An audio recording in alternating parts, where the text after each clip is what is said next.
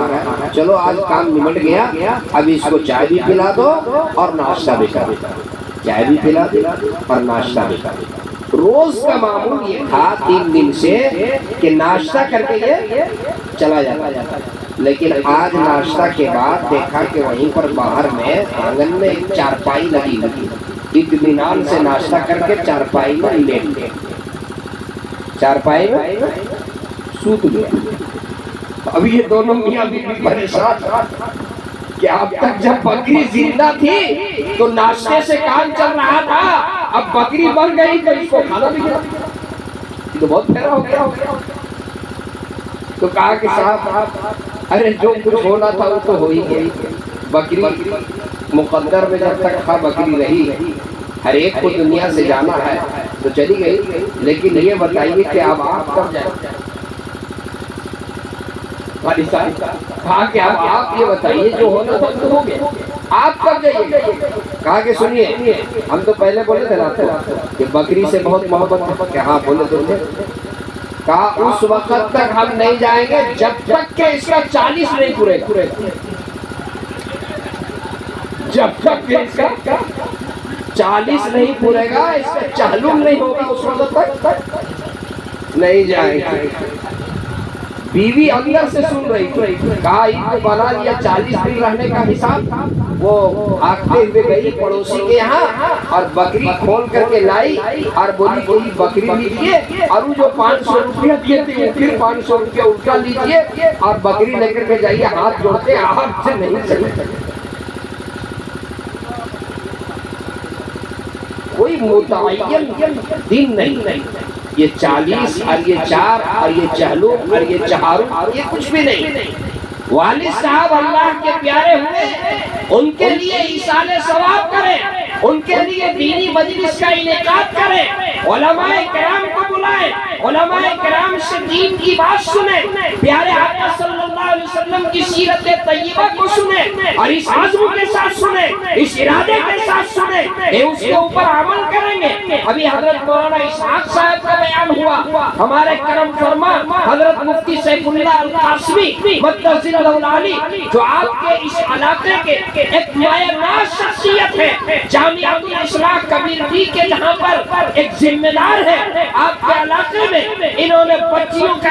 ایک معیاری ادارہ قائم کیا, بچیوں کی تعلیم کے لیے جیسے ادارے کی ضرورت محسوس کی جا رہی تھی ایسا ادارہ انہوں نے آپ کے علاقے میں قائم کیا. وہ عظیم شخصیت مجلس جلسے کے مناسبت سے آپ کے سامنے والدین کے حقوق اور ان کا مقام اور ان کا مرتبہ مختصر وقت میں انہوں نے پیش کیا, موقع اور محل کے مناسبت اور نزاکت کو سمجھتے ہوئے. اب اگر میں لمبی گفتگو کروں اور سنیے, جتنی لمبی تقریر میں کروں یا مولانا نے کیا وہ تو نثر میں, لیکن منظوم کلام حضرت قاری جمشید جوہر صاحب, جن پر ہمیں نہ بلکہ پورے صوبے کو نہ ان کی شخصیت پر اور کیوں نہ ناز ہو, انہوں نے پورے صوبے کا نام ملک ہندوستان میں روشن کیا اور ان کا کلام پوری دنیا میں لوگ سنتے ہیں. اور ان کی خصوصیت یہ ہے, علماء جانتے ہیں, یہ کسی اور کا نہیں پڑھتے, یہ خود اپنے قلم سے لکھتے ہیں اور پھر اس کو پڑھتے ہیں. یہ ان کا کمال. انہوں نے جو منظوم کلام ایک پیش کیا, یقیناً وہ دل کے اندر ایک ایک شعر اتر رہا تھا. اس کے بعد آپ ضرورت نہیں کہ کوئی لمبی تقریر کیا جائے, کیونکہ موسم بھی مناسب نہیں ہے, دیکھ رہے ہیں کہ بارش ہو رہی اور آپ حضرات شاید کھانا بھی کبھی نہیں, کھانا بھی کھانا ہے, ہمیں بھی نقل سفر میں جانا ہے. بس ایک بات میں آپ کی خدمت میں عرض کر دوں, اس مجلس کی مناسبت سے آپ توجہ سے سن لیں. ایک حدیث پیش کر دیتا ہوں, اس کا خلاصہ پیش کر دیتا ہوں چند منٹ کے اندر, 2-4 منٹ کے اندر, اور پھر اس کے بعد دعا ہو جائے انشاءاللہ. پھر کبھی حاضری ہوگی اور موسم اور موقع مناسب ہوگا انشاءاللہ, تو آج جو ادھار رہ گیا اس کو پورا اس وقت کر دیں گے انشاءاللہ. علماء یہاں تشریف رکھتے ہیں, ایک حدیث ہے, اس حدیث کو محدثین حدیث العابد والرمانہ کے نام سے بیان ہے. اس حدیث کے راوی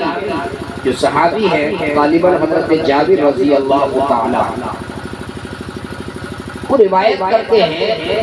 کہ ایک روز پیارے آقا جناب محمد رسول اللہ صلی اللہ علیہ وسلم اپنے حجرہ مبارکہ سے نکلے اور انہوں نے مجھ سے یہ ارشاد فرمایا کہ اے جابر، میرے پاس ابھی میرے خلیل آئے۔ خلیل سے مراد حضرت جبرائیل امین جو آقا نے اس وقت بیان فرمایا، اور یہ فرمایا کہ انہوں نے مجھے ایک واقعہ سنایا۔ حضرت جبرائیل امین نے ایک واقعہ نقل فرمایا، ایک واقعہ سنایا، اور یہ کہہ کر کے سنایا